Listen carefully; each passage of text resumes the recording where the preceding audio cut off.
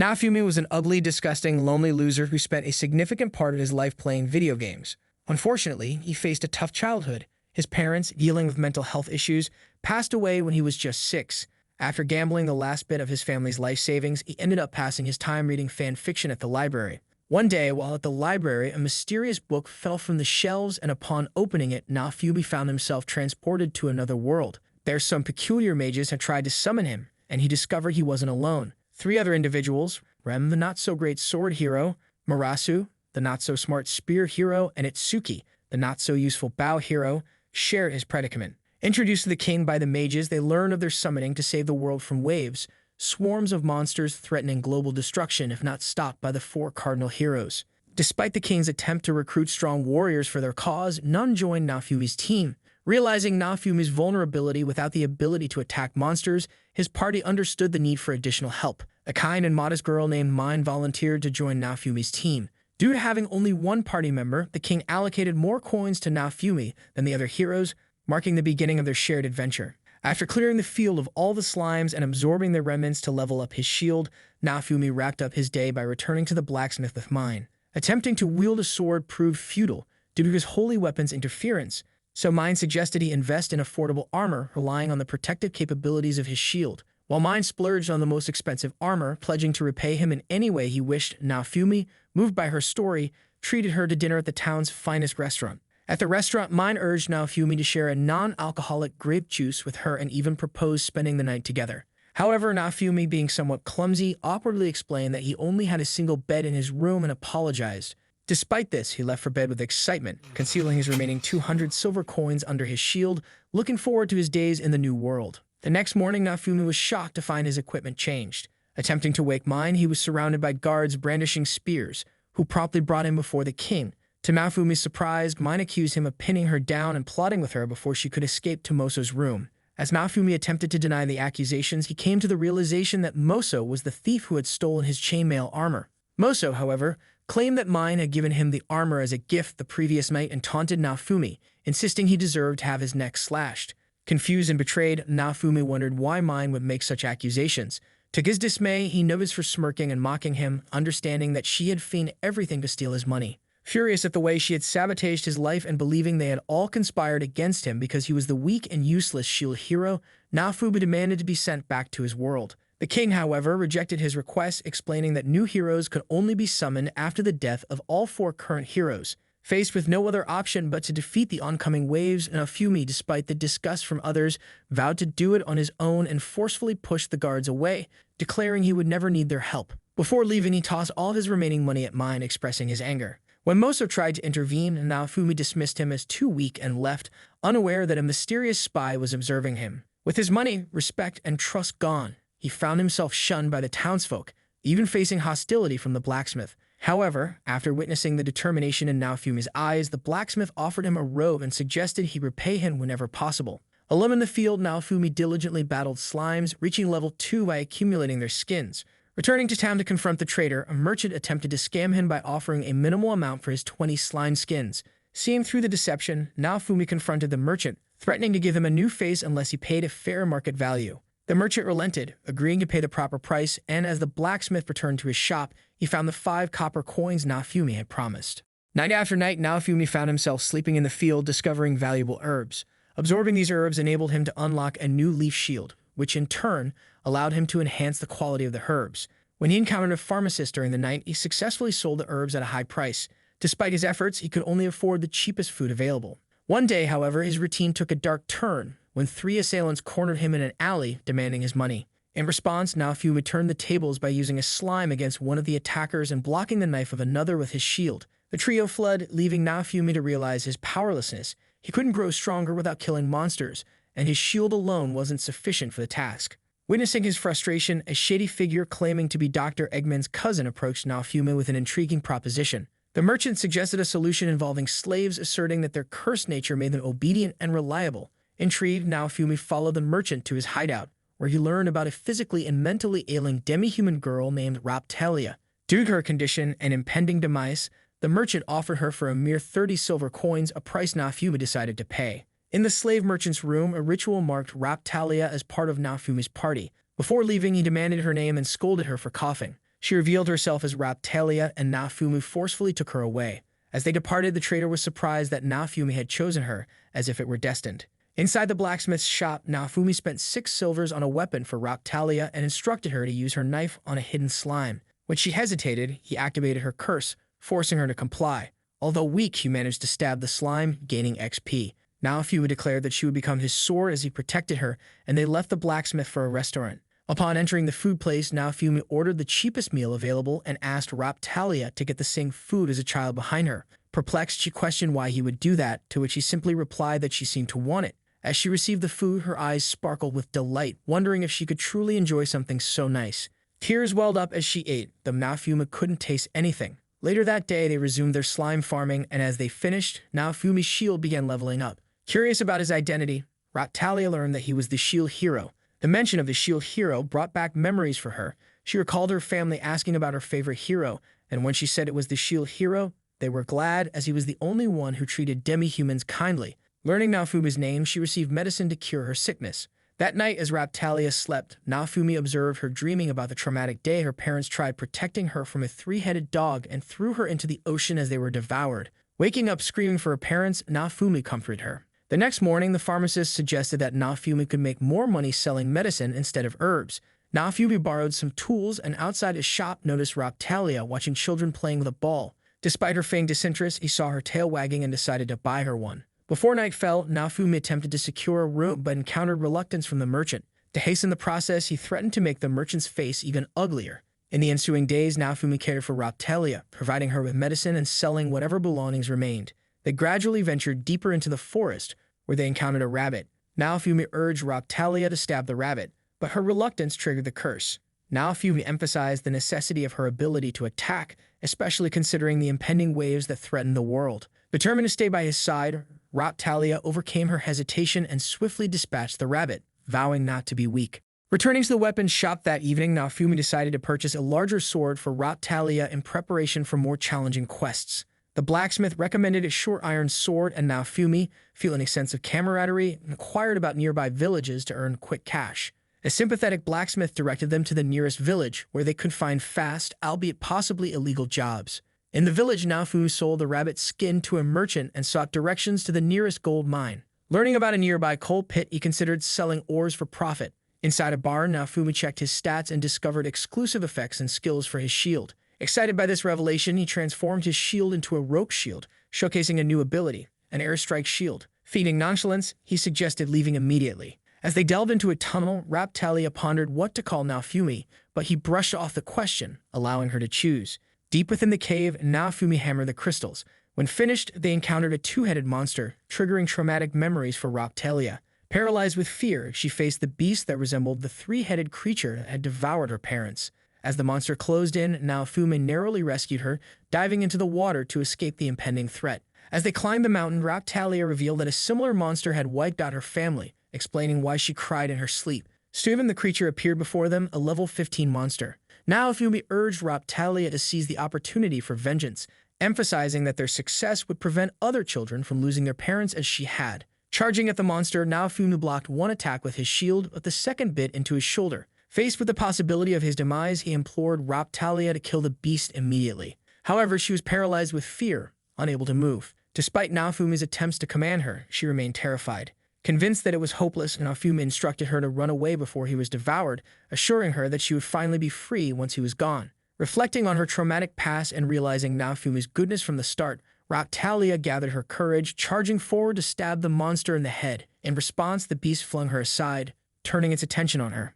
Naofumi cast his shield to protect her, and seizing the opportunity, Raphtalia stabbed the monster deep in the heart, killing it instantly.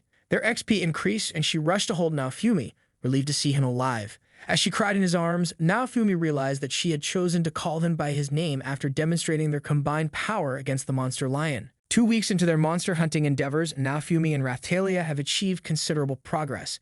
Naofumi has unlocked various new shields by utilizing the remains of defeated monsters to enhance his weapon. Meanwhile, Raphtalia undergoes a surprising transformation into a young woman following an encounter with a porcupine-type monster. Despite Naofumi sustaining injuries during the encounter, the duo decides to visit a blacksmith for armor upgrades. At the blacksmith's shop, Raphtalia's growth catches the blacksmith's attention, but Naofumi remains oblivious. This frustrates Raphtalia, and instead of choosing from available armor options, they decide on a custom commission. Returning to the shop after dinner, Naofumi continues to treat Raphtalia like a child, further adding to her annoyance.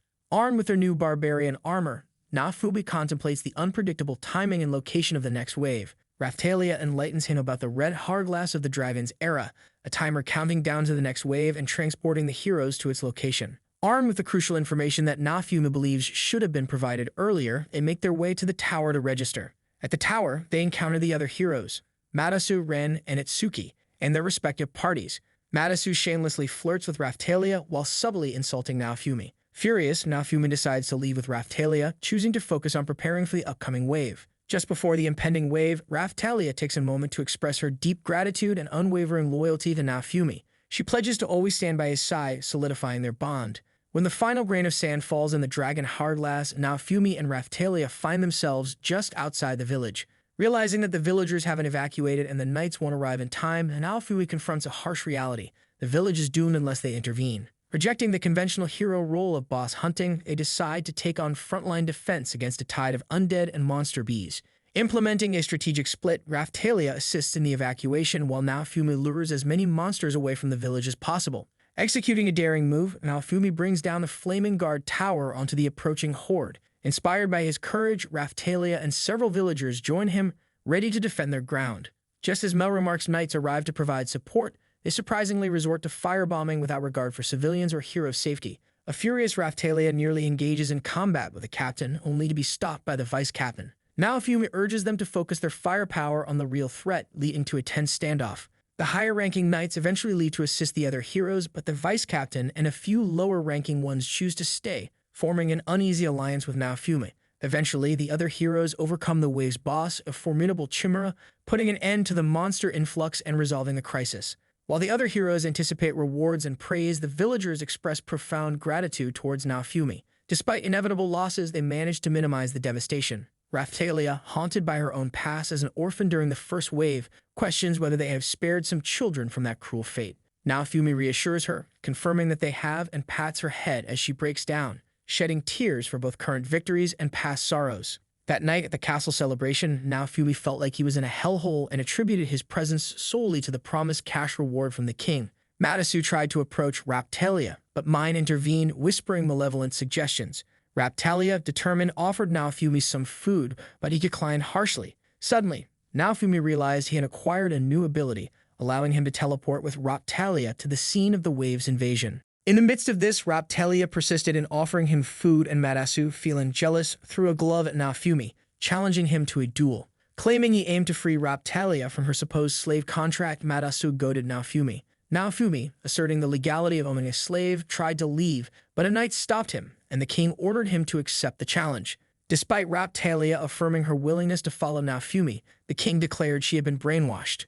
As the knights drew their swords to prevent Naofumi from reclaiming her, the situation turned dire. Facing off against Matasu, Naofumi attempted to take a weapon, only to be electrocuted, warned by the system not to use unassigned weapons. Matasu taunted him to surrender, but Naofumi activated a new shield, preparing for the impending fight and ready to confront him head-on. He charged towards Matasu, repeatedly ramming his shield, but it didn't leave a scratch. Taunting him as a sore loser, Naofumi declared Matasu had no chance of beating him, unable to pierce his shield. Determined to put in more effort, Matasu activated his Chaos Spear, launching a relentless onslaught. Naofumi, now exposed, allowed Matasu to slit his arm, seeking to make things even. Seizing the opportunity, Naofumi ran towards him and landed a successful punch to the gut. As Matasu realized something was draining his power, Naofumi revealed balloons attached to him, his secret weapon compensating for his lack of offensive attacks. Enraged by Naofumi's resistance, Matasu considered ending the duel with a powerful jab, but Naofumi shielded it and knocked him away with his two-headed dog shield. Unexpectedly, Naofumi launched an airstrike shield, trapping Matasu inside his shield prison. In the prison, Matasu discovered a few balloons trapped with him, rendering him unable to escape. Spectators criticized Naofumi as a useless coward, prompting him to release Matasu and demand his surrender. Defiant, Matasu declared he would rather walk to China. Amused by the response, Naofumi threatened to destroy his face, ensuring he would never attract anyone. However, just as he was about to begin facial reconstruction, a powerful wind blew him away. Realizing Mine had used her magic to interfere, Naofumi grew angered by her cheating. As he considered retaliating, he narrowly dodged Matasu's spear and successfully blocked all subsequent attacks while Matasu readied his lightning spear. Matasu unleashed his lightning spear at Naofumi, successfully penetrating his shield and rendering him unconscious. With Naofumi weakened and seemingly defeated, Matasu declared himself the winner. However, as Matasu prepared to leave, Naofumi accused him of cheating, claiming that Mine had attacked him from behind. Strangely, the arena fell silent, making Naofumi question if he was hallucinating. He began to wonder if everyone around him was lifeless. To his surprise, the king started congratulating Mayasu, and Naofumi suddenly realized that Mine was, in fact, a princess. The entire duel had been a setup from the beginning, orchestrated because the king wanted to pair his daughter with Marasu. Enraged at being summoned into a world that hated him for no reason, Naofumi contemplated destroying everyone in the arena. A minister announced that Raphtalia would be freed from her slave curse, prompting people to question why Naofumi's presence was summoned into their world. Fueled by anger and frustration, Naofumi pounded the ground. Before his eyes, they revealed Raya's crest and doused it with a potion, causing it to vanish. The system announced that his contract with her had been terminated. As Mine led Raphtalia away, Naofumi's anger intensified, leading him to throw his shield far away. However, it vanished and reappeared on his arm. Screaming his frustration, Naofumi expressed his disdain for the entire world, saying that this entire world could rot in hell for all he cares. And in that moment, his curse series activated. At the same time, Raphtalia rebuked Matasu, questioning why he had to interfere where he wasn't needed. She defended Naofumi as a good master and explained that he only activated her curse when she was too scared to fight. Mine, attempting to assert her authority, tried to discipline Raphtalia, but before things escalated, Itsuki and Ren intervened. Ren demanded an explanation for Mine's cheating, and Itsuki informed Matasu that he had actually lost the duel as Naofumi was attacked from behind. Despite the evidence, Mine refused to admit wrongdoing, claiming that the crowd must have imagined the incident. Ren, however, knew the truth and pointed out that the spectators were afraid of the king and reluctant to speak up. As Raphtalia approached Naofumi, he harshly told her to leave, now that their contract was broken. Despite his anger, she expressed her belief in his innocence and vowed to stay by his side forever, as promised. Naofumi, feeling the weight of being despised because of his perceived inadequate shield, tried to rip it away in frustration, but Raphtalia stopped him. She emphasized that the shield was more powerful than he realized and credited it with saving the village from total destruction. Naofumi, in self-loathing, insisted he was a bad person who never intended to save the village, but Raphtalia saw through his facade. She comforted him, asserting that she could see into his heart and recognize him as a good person despite his outward demeanor. She assured Naofumi that she would be his sword and accompany him to the ends of the earth. Hearing these words, Naofumi recognized that it fulfilled a long-standing desire of his. However, a recollection surfaced. He remembered that she had spoken these exact words right before the waves arrived. Regrettably, he had been in a different mood at the time and hadn't paid much attention. She reassured him once more, expressing her commitment to staying with him forever. In front of his eyes, he witnessed her true grown-up form, and she informed him that she was no longer the child he remembered. She requested to remain by his side for the rest of her life, and as they held each other close, Matasu suspected that Raphtalia was still under a spell and contemplated ways to break them up. Itsuki dismissed his concerns, stating that Matasu was either blind or the biggest jerk he had ever seen, a matter of fact, not fiction. The next day, Raphtalia shared some leftover food from the castle kitchen with Naofumi. As he savored the meal, he realized it was the first time he could genuinely taste food. Confused about Raphtalia's true identity, she explained that her clan grew as quickly as they leveled up, rendering them inhuman, growing 4 times faster than regular kids. On that eventful day at the castle, the king announced rewards for the heroes who defended against the waves. Matasu was granted 4,000 silver, while Itsuki and Ren received over 3,000 silvers each. However, when it was Naofumi's turn, the king decided to offer him only 500 silver, despite that he deserved no reward, citing his loss in the duel against Marasu. Itsuki, thinking Naofumi was going too far, insisted that he would have won the duel fairly and squarely without any interference. Attempting to clear her name, Mine argued that Matasu won the duel fairly. Itsuki, dismissing her excuses, called her a disgusting cheater. Ren, acknowledging Naofumi's role in saving a nearby village during the waves, believed that he deserved a reward. Facing no other option, the king begrudgingly commanded the least possible payment for Naofumi and told him to leave the castle. Angered by the king's words, Naofumi and Raphtalia decided to leave. That day, they returned to the slave merchant to activate a new slave contract on Raphtalia. After the process, Naofumi discovered that he had obtained a slave user's shield. Observing some monster eggs, the merchant suggested selling one, claiming it would be good meat in the future. Naofumi questioned what kind of monsters would make good meat, and Raphtalia reminded him that they were the same birds seen in the city pulling carriages similar to horses. Naofumi considered it might come in handy. Upon arriving in a medicine store, Naofumi decided to buy a book of herb recipes. The owner, grateful for Naofumi's role in saving the nearby village, considered it a gift and handed him the book. However, Naofumi soon discovered that he couldn't read the words in this world without a translator like Google. Subsequently, they visited a magic shop and the old lady offered them a grimoire as a token of gratitude for rescuing her grandchild in the village. The grimoire, she explained, could help Naofumi learn various spells useful in battle. However, the challenge remained as Naofumi struggled to comprehend the ancient-looking language in the book. Realizing the need to learn the language, Naofumi and Raphtalia decided to tackle the task together, as they still had a month before the next wave invasion. They hoped to make the most of this time. The decision was met with enthusiasm from Raphtalia, who considered it the best news she had heard that day. The next morning in the village, Naofumi and Raphtalia witnessed the hatching of a dragon egg. The bird that emerged immediately bonded with Naofumi, perceiving him as its parent. Over the following days, Naofumi embraced the role of a nurturing parent, watching the bird grow rapidly. With the bird doubling in size within a week, Naofumi attributed its growth to his growth boost skill. He decided to name the bird Fo. However, their peaceful time was disrupted when they learned that another hero had appeared in the village. In the village square, Mine conveyed that the king had appointed Madasu as the new lord of the village. In an effort to rebuild, Madasu planned to impose taxes on entry and exit from the village, much to the dismay of the struggling villagers. A man voiced their concerns, stating that they could barely afford 2 meals a day. However, Naofumi went on to ask Mine, "Are you delusional? Do you suffer from a mental illness?" He said that the taxes were ridiculous, expressing doubt about the villagers' ability to afford them. The villagers rallied behind Naofumi, prompting Mine to order her soldiers to draw their spears. However, before the conflict escalated further, a mysterious group appeared and handed Mine a scroll. Enraged by the contents of the scroll, Mine proposed a race to determine the leader of the village, with the winner taking charge. Fearing the potential consequences of refusing, the villagers pleaded with Naofumi to accept the challenge. Fo, the bird Naofumi had raised, was ready to participate, adding another element to the race. The villagers, desperate for Naofumi to win, promised him a reward for victory. As preparations for the race began, Madasu bragged about his dragon, comparing it to the legendary sprinter Usain Bolt. However, Fo, fueled by anger, kicked Madasu away. As the race unfolded, both heroes sprinted, and Fo initially gave Madasu some distance by blowing dust into his face. However, Mine's soldier intervened by casting a spell and creating a hole in the ground.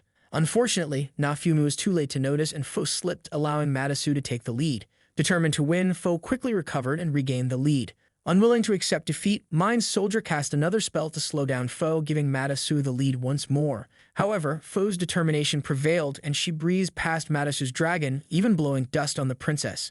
Desperate for victory, Mine's soldier cast another spell to increase Madasu's speed. Despite the challenges, Fo remained resolute. When Madasu attempted to block their path, Naofumi discovered the holes on the racecourse and used his airstrike shield to jump over them, allowing them to continue charging towards the finish line. As adrenaline rushed through their veins, Fo managed to secure the victory, doubling in size unexpectedly. The villagers celebrated the triumph, while Mine, feeling defeated, accused Naofumi of cheating. However, Naofumi countered, calling Mine the real cheater. The mysterious group reappeared and revealed that they sensed strange magic around the racecourse.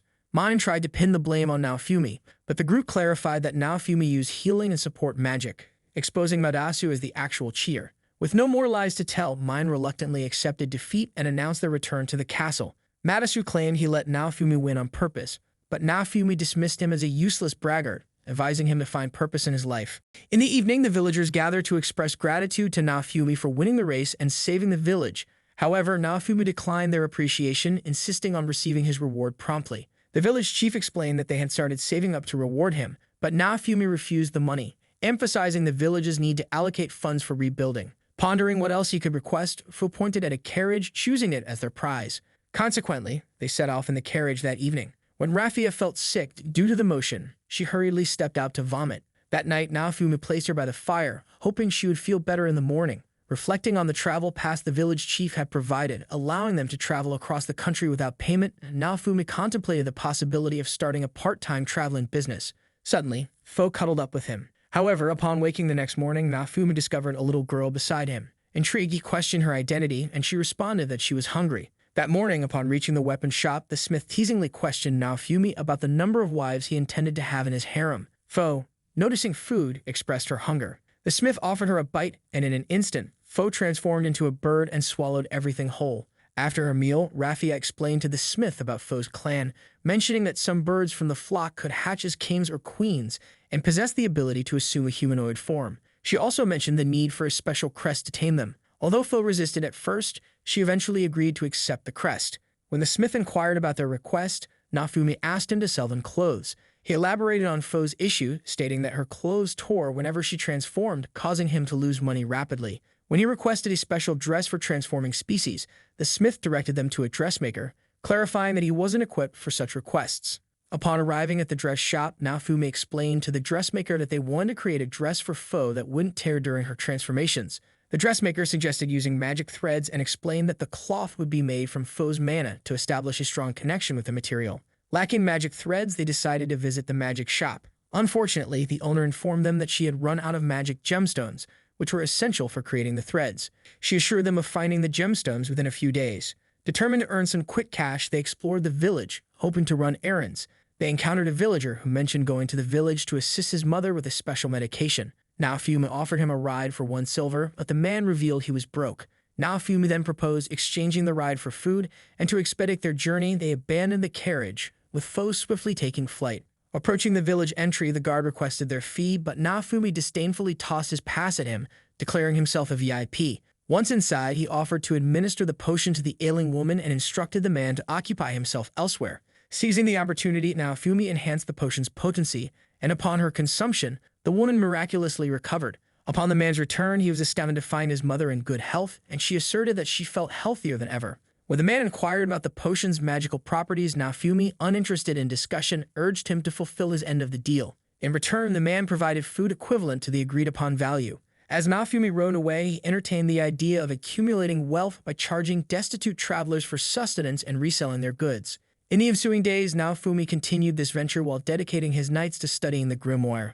Word spread of his reputation as a healer, earning him the moniker of the villagers' savior. During one transport mission, they encountered bandits blocking their path. The bandit leader, confident in their class-uprated bodyguard, planned to rob the merchant. Unbeknownst to them, Raphtalia assumed Naofumi's role, casting a mirage spell to become invisible. Simultaneously, Fo unleashed a tornado, swiftly incapacitating the bandits. With the bandits captured, a leader revealed that another traveler had tipped them off about the wealthy merchant anticipating a $1 million haul. Contemplating their fate, Naofumi threatened to unleash Fo's devouring power. Fearing their demise, the bandits pleaded for mercy. Naofumi agreed to spare them in exchange for all their valuables, leveraging his newfound reputation as the world's most useless hero. That evening, the bandits reluctantly handed over their ill-gotten gains. While Raphtalia expressed concern about their actions, the merchant reassured her that it was a shrewd deal and dubbed Naofumi as inspirational hero. Unmoved by flattery, Naofumi insisted on an additional reward from the merchant. In response, the man offered invaluable knowledge and connections, emphasizing their worth beyond mere gold and silver. The merchant commenced Naofumi's education on crafting gems and infusing them with energy, allowing him to acquire new spells and eventually master the art within a few days. Joining the trader group by week's end, Naofumi gained access to a wealth of information circulating among the cities. His newfound knowledge revealed that Yasu had saved a dying village by discovering a legendary crop resilient to famine, though Naofumi suspected mine's involvement. Meanwhile, Ren ventured southeast to confront new monsters and enhance his strength, while Itsuki's whereabouts remained unknown. Naofumi regarded the merchant's rewards as truly priceless. The merchant also bestowed a substantial portion of his possessions as a parting gift. When Naofumi presented a deed to a mining chief, he learned that he had struck a gold mine, with the chief offering any gemstone he desired. Expressing his desire for magic thread gemstones to craft a proper dress for Fo, Naofumi and his companions set off for the mining site, guided by the chief's directions. Upon reaching the ancient site, Naofumi informed them that monsters had claimed the cave as their new home. Progressing through the cave, they discovered an empty chest at its end, pondering its former contents. Fo directed them to a new passage, leading them deeper into the cave. However, when Fo hesitated to follow, Naofumi threatened to abandon her forever. Shortly after discovering a monster's footprint, the magic lady warned them of the dangerous beast.